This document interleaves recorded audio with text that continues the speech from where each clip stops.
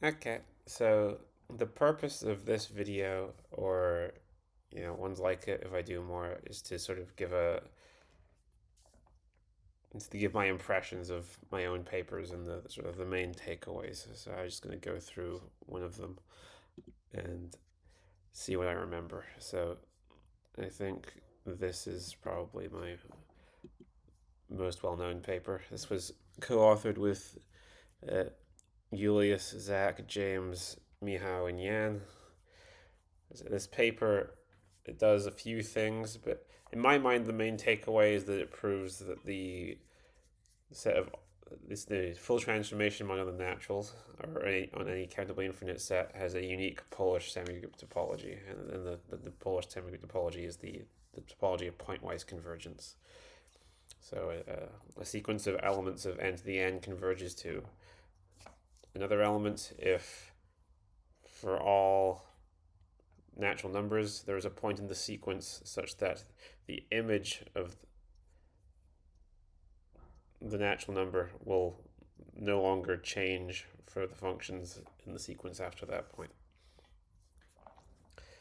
So it's the product topology where n has the discrete topology. Okay, and it does a lot of other things for lots of other important monoids, but in my mind that's sort of the most important one. And it also introduces the Zariski topology on a semigroup, which is sort of a rip-off of the. I mean, we call it Zariski, so I guess it's not really a rip-off, but it's the it's a semigroup. It's a topology defined using non-solutions to equations in semigroup terms, and this has been used a lot in the literature since then. Essentially, it's a sort of nice lower bound for any Hausdorff semigroup topology on a semigroup, although it's not always a semigroup topology by itself. It does always have continuous shifts, though, which is quite nice. It's always a T1 topology, even though it's not always Hausdorff. It also talks about the Frechet and Hausdorff Markov topologies, which I think are also interesting, but I think the sort of the dominant one was the Zariski topology. So it's quite a long paper. I think it's my current longest paper, although hopefully the paper with Naftali will come out relatively soon, in which case this will be surpassed by that paper in length. Okay, so let's go through it a little bit. So there's lots of background on like topological semigroups. Here's a nice table of results. I like tables. I think I should use more tables. So automatic continuity is also discussed in this paper. So a semigroup has automatic continuity with respect to a class of semigroups. If every homomorphism, a topological semigroup has automatic continuity with respect to a class of topological semigroups. If every semigroup homomorphism from your semigroup to one in your class is continuous. And typically, the class people care about is the class of second countable semigroups. Some people like to do separable things, particularly in group cases, but second countability seems to make most of the arguments work best. And particularly, second countability is a hereditary property, which is used a lot. Okay. It seemed sort of magical when I first encountered this. I was sort of surprised that this was possible as a concept. So I think I first saw this as a property of the symmetric group. So it was shown by Kekrich that any group with ample generics has automatic continuity with respect to the class of separable topological groups. I think the result was slightly more general than that, but I forget the technical details. And ample generics is a sort of it's a property about having comeagre orbits in all powers of your group under the conjugacy action. It's not that important for this discussion, I guess. But yeah, we get this for a lot of semigroups as well. In this paper, the sort of standard technique for that is this property X thing, which we sort of use this to lift the result from the group of units. In more recent work with Serhi, there's technology for doing this without a big group of units, but in this paper, it's sort of the the automatic continuity results really come from the group of units of the monoids. Particularly the first, like all of these ones, they just have the symmetric group as the group of units, and that's used. And this one has the homomorphism group of the counter set. Okay, so we count the polar topologies on these things. So in particular, the full transformation monoid has a unique one. It turns out this has a unique, even second countable Hausdorff semigroup topology. That's also in this paper. This is the minimum T1 shift continuous topology. So unlike being a topological, unlike the property being a semigroup topology and the property being Hausdorff, the property of being shift continuous is preserved when you take intersections of topologies, and the property of being T1 is also preserved when you take intersections of topologies. So you always get a minimal T1 shift continuous topology, and which is going to be contained in all the other ones we discuss here. The Zariski topology is understood, and it's the pointwise topology in this case. I should say it's the pointwise topology for n to the n as well. But basically, the only interesting topology on n to the n is the pointwise topology. At least I would argue that. And then there's the Frechet Markov and Hausdorff Markov topologies, where you're just intersecting all the T1 or Hausdorff semigroup topologies on your semigroup. Okay, and this is the column for inverse semigroups, so it should only make sense in this one case. Okay, so I think there's a few interesting ones here. I think the most important ones for me are this one, of course. Pn is cool. It's basically the same as n to the n, but it's nice that works too. Some slightly different things. The binary relation monoids, you just sort of can't have any nice topologies on it. I think this paper even says you can't have any second canonical Hausdorff ones, which is good to know and not obvious. I don't see the diagram, the partition monoid in this table. I don't remember why that's not there. I'm pretty sure we talk about it in this paper. Yeah, we do. I don't know why that's not in the table. Maybe there wasn't enough results for something. And also the weird one here was the symmetric inverse monoid. The symmetric inverse monoid tends to have a very weird structure in its family of topologies. So it has a unique Polish inverse semigroup topology, and indeed it has a unique second canonical Hausdorff inverse semigroup topology. But if you don't require continuous inversion, you get a lot of weird stuff. So it says here there's at least 3. Since this paper, we've classified all of the Polish semigroup topologies on the symmetric inverse monoid, and it turns out there's countably infinitely many of them, and they have a really weird entanglement structure, which is quite cool. But that's a separate paper. In this paper, though, we do prove it has at least 3, and the quite a weird thing in this paper is we prove that it has 2 minimal ones, which is, I think, very unusual. It's the only semigroup I know which has...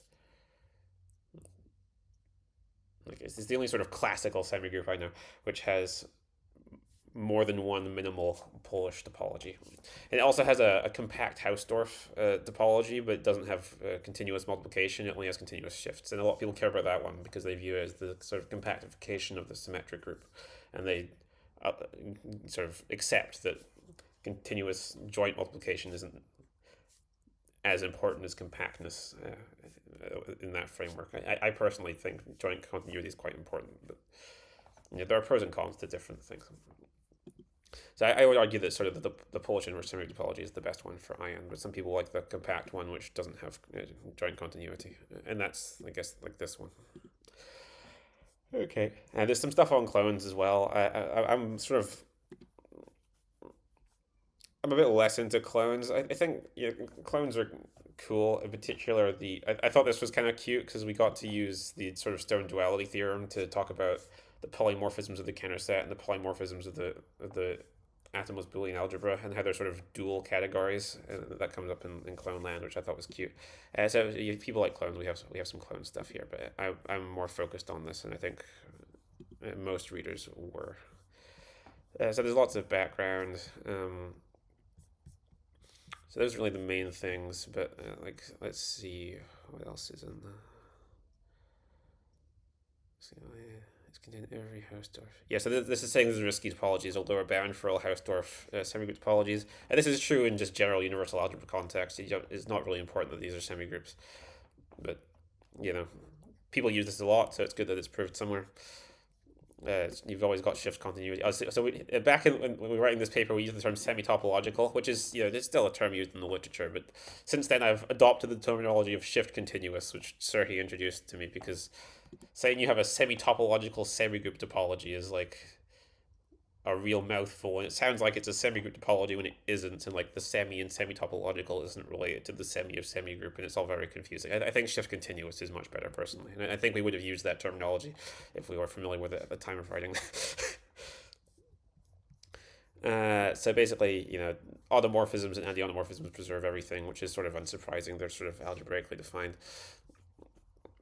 this is a good lattice of containments for people who are new to this. But I think the most important one by far is this one. Um, this one's also important. The Markov ones I think are cute, but they're sort of hard to calculate. So there's sort of like I guess knowing the Hausdorff Markov topology is sort of the best thing to know, because you're like I guess the end goal is to construct semi-group topologies. People generally prefer Hausdorffness to T1 in my experience, so that's why I'm focusing on this one more. I think that the Hausdorff Markov one is sort of the best one to know, but in practice the Zariski one is sort of more calculatable, and it's got many of the practical uses of the Hausdorff Markov topology. So I think the Zariski one is sort of winning in terms of use cases. And since writing this paper, we've actually proved that, like, at least in this square, there's no more containments that can be added. I think there was an open question in this paper as to whether or not the Zariski topology always contains the Frechet Markov topology, and it turns out that it doesn't. That's not even published yet, but that's in a paper with Zariski, which hopefully we'll publish at some point. Okay, so yeah, that's automorphism, preserve all the stuff. This is sort of total order example. It's a good example. It gives you some sort of weird stuff. It sort of tells you that the order topology is intrinsic to the total order semigroup, which is like, that should be true. So it's good that that's true. Property X, here's a nice technical condition, and this is sort of arguably the most important theorem in the document. It's certainly the one that's used the most, and maybe the one cited the most. The one cited the most is probably the n to the n one, but like people have actually used this theorem in many other papers to do stuff for other semigroups. So basically it says that if you have a subset of a topological semigroup and you know stuff about continuous maps coming out of that, then you can sort of pull that property to the entire semigroup. And this is particularly useful in the case where you've got the group of units of the semigroup and people have done some work on that group of units. So this is it's a very useful thing. And like you don't need full like joint continuity for all of it to work, which is quite nice. And particularly, like there's a thing about comparable to Polish topologies in a group. So if you have two comparable Polish topologies in a group, they have to be the same, like group topologies. And like this is very not true for semigroups, but you can sort of steal that property a little bit using this theorem, which is also very useful, because that means you can sort of make conclusions with the semigroup without knowing anything about its group of units, except that it's a group. Like it's just property X with respect to any group gives you something actually quite powerful, because groups are very powerful topologically. And this is using these sort of descriptive set theory propositions in order to do that. Okay. Like these are really fun to prove, so I recommend people going through that. Like there's a book by I think Kekrish. It's classical descriptive set theory, I think is the book. I really loved that book. I read that a lot when I was a PhD student, and it was fun, and it does these things. And there's like there are also proofs of these things in my thesis, which so like I mean, they're just. I mean, they're not original proofs in my thesis. I just had them as background. But like, yeah, it was fun enough that I thought it was worth including in my thesis, because there's lots of set theory playing about, which I think is fun. All right. This is quite good. So you can talk about automatic continuity, and the sort of default assumption is that you care about second cannibal stuff typically. But then there's this sort of thing which might go wrong, where you think, okay, well, if a group has automatic continuity, you sort of want that to mean with respect to the class of second cannibal groups, not second cannibal semigroups. Turns out you don't have to worry about that; it's all equivalent. So that's sort of nice. It would have been annoying if this wasn't true, so it's good that it was. Yeah, and that's just sticking that together. And the small index property, that's basically the same as automatic continuity into the symmetric group or the transformation monoid. But people have studied it independently, because it's just related to having small index subgroups or small index right congruences in semigroup land. It's pretty cool, but it's like a special case of automatic continuity.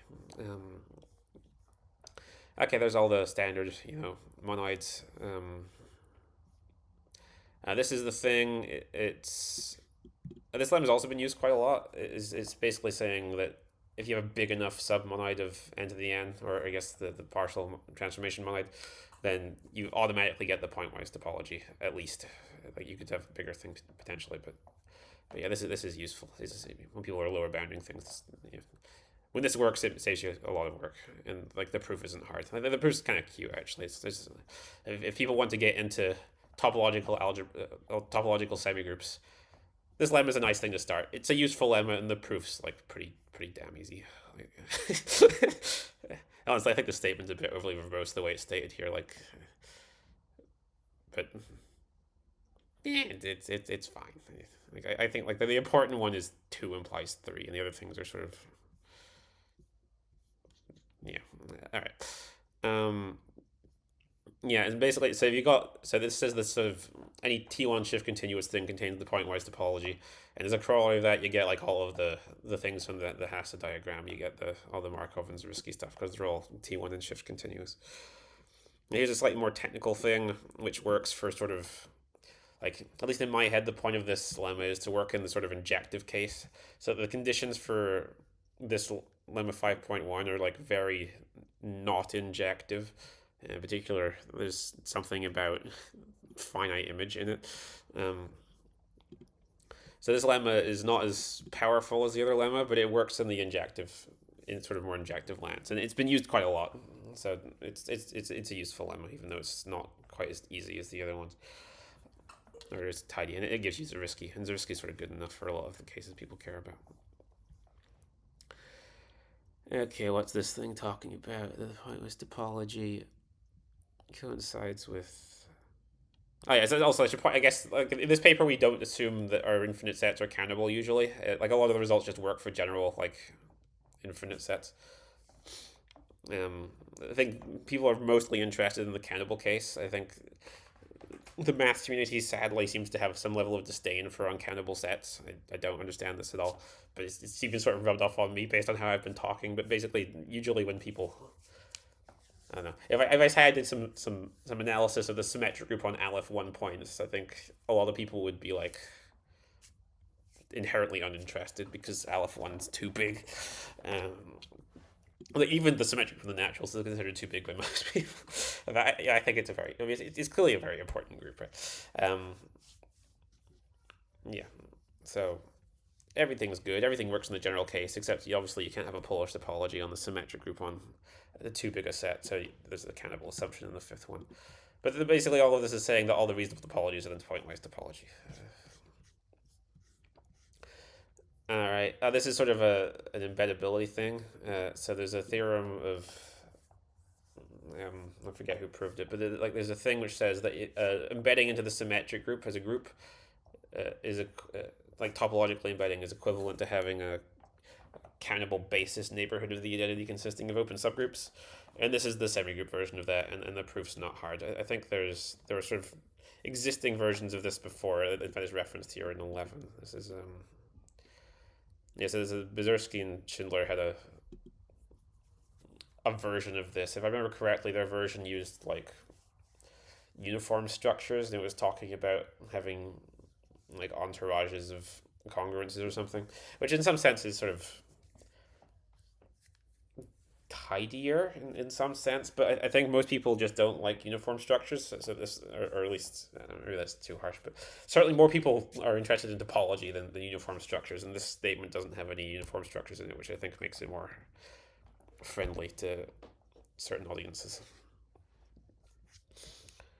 Okay, but yeah, it's like equivalent. Like you have like a right congruence characterization instead of a subgroup thing, because like subgroups are in groups, subgroups, and right congruences are the same thing. Well, they're equivalent things. And this is a cool question. I thought that was kind of cute because, like, every cannibal semigroup embeds into n to the n.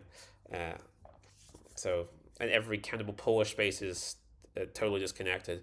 So it seemed plausible. It turns out it's false. I think Serhi proved this. Yeah. So like, okay, wait.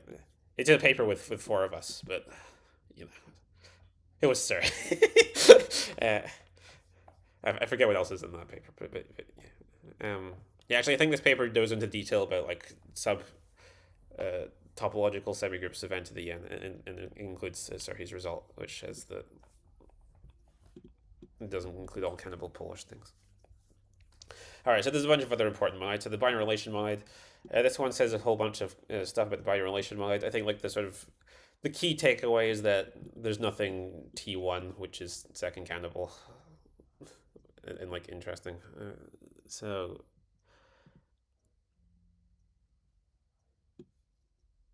yeah, so we define like this sort of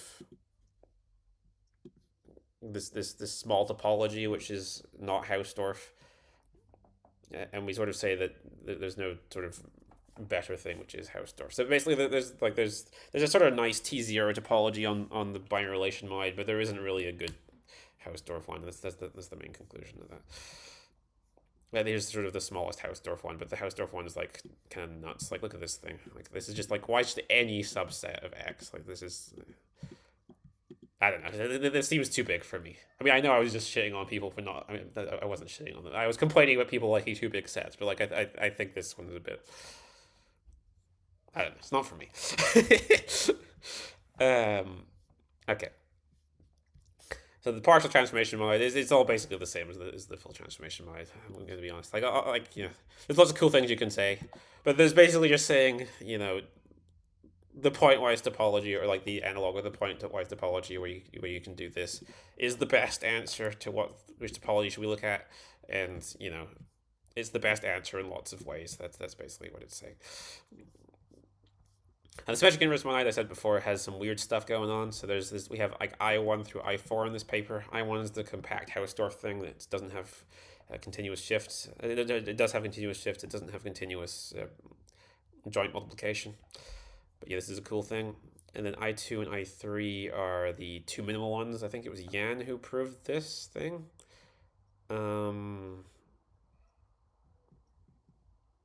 Yeah, the 0.3 here. I thought this was like really weird at the time, and now that I've looked at this area more, it's just even more weird. So like this is a good theorem. There's a lot of theorems in this paper. Maybe we should have been more modest and called some of them propositions. I don't know. Oh yeah, here we separate the Zariski topology from the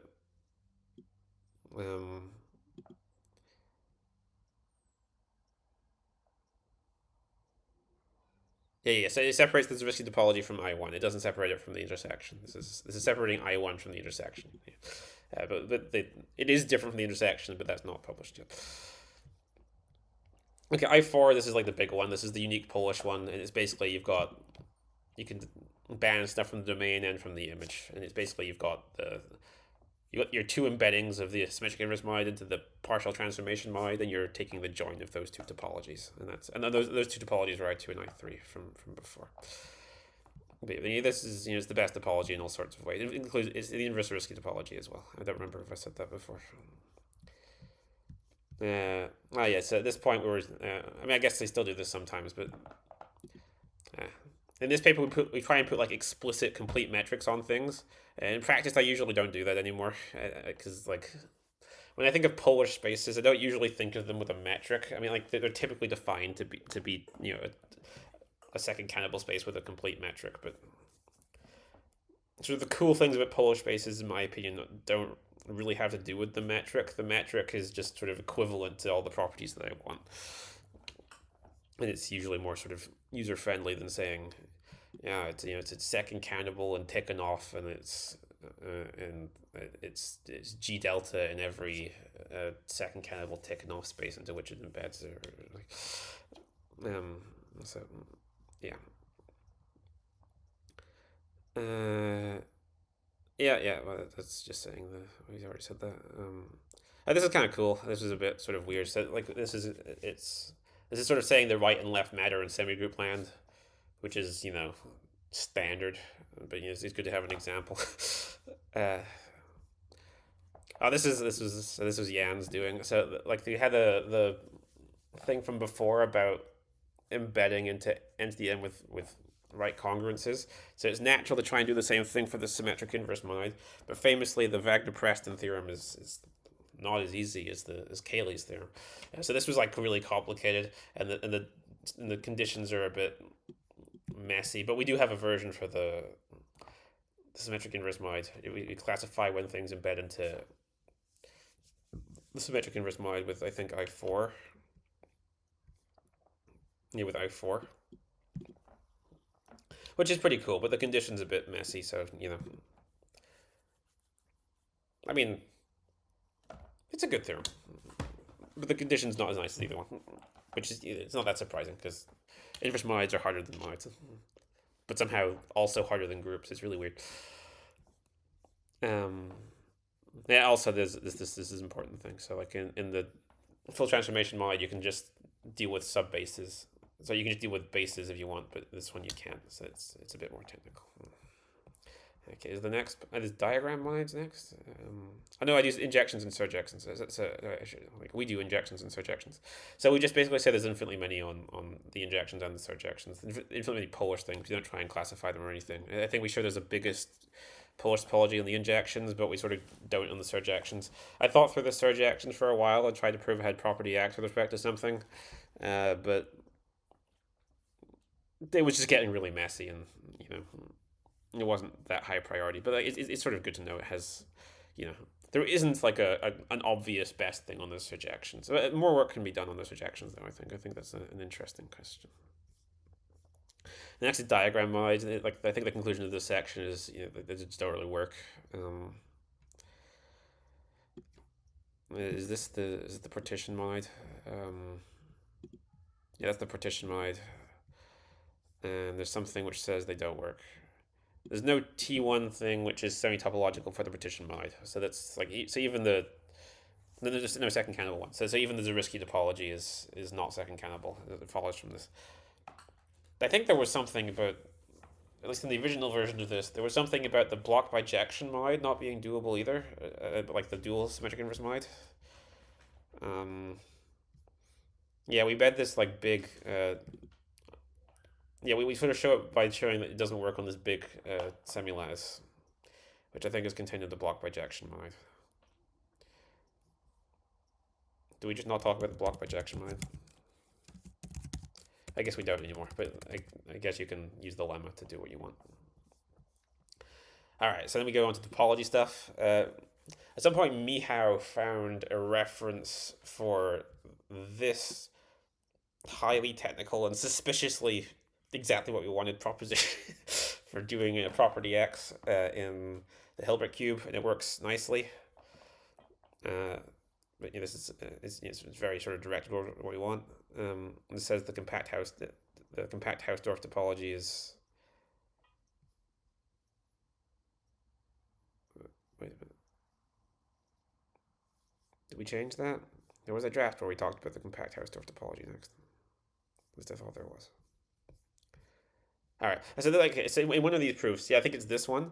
There's like this really weird argument where we work with Polishness and we like prove that a function is continuous by defining a group structure on a certain subset of it and then using the comparable Polish topology things on a group. This was like really wacky, and like I'm quite happy with the wackiness of this proof. It gives you, it sort of plays into the idea that studying topological semigroups is also just sort of a study of topological spaces, because asking which topologies can be put on a semigroup is the same as asking which topologies can have certain continuous maps. And in this particular case, we very directly use the fact that certain maps are continuous to identify what a topology is.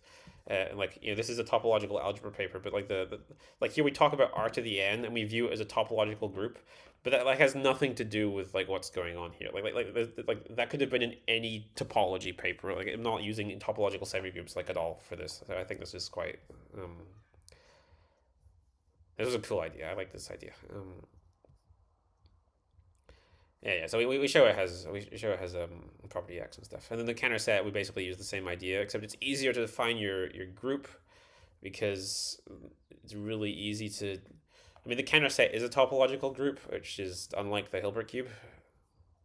So I'm pretty sure the Hilbert cube isn't a topological group. I don't think it's homeomorphism transitive, so we sort of had to cut out the corners for that part. But the counter space just actually is a topological group, so it's really nice. And that gave us an excuse to start talking about Boolean algebras in a second, yeah, because I just wanted to use the stone correspondence theorem because it's like awesome. And then we start talking about clones, which I mentioned before, but and we use more stone duality stuff, which is kind of cute. But I think this section was sort of maybe it should have been a separate paper even. I don't know. I mean, I don't think it's. I'm not sure how well that paper would have done if it was just the clones part. Certainly, I'm more focused on the semigroups part personally. But maybe I should do clones. Clones are cool. You know, group theorists don't respect semigroup theorists enough, and maybe I don't respect clones enough. All right, that was a pretty long paper. I think it's pretty good overall. The key takeaway is, you know, Zariski topology is important. Uh, full transformation monoid has like a best topology. Symmetric inverse monoid has a best inverse semigroup topology, and it has a compact Hausdorff thing with continuous shifts. It has a bunch of other messy stuff. Injections and surjections have messy stuff, and you know the other sort of bigger things just sort of don't work. And you can do some stuff with continuous function monoids as well, and some clones. All right, let's go with that.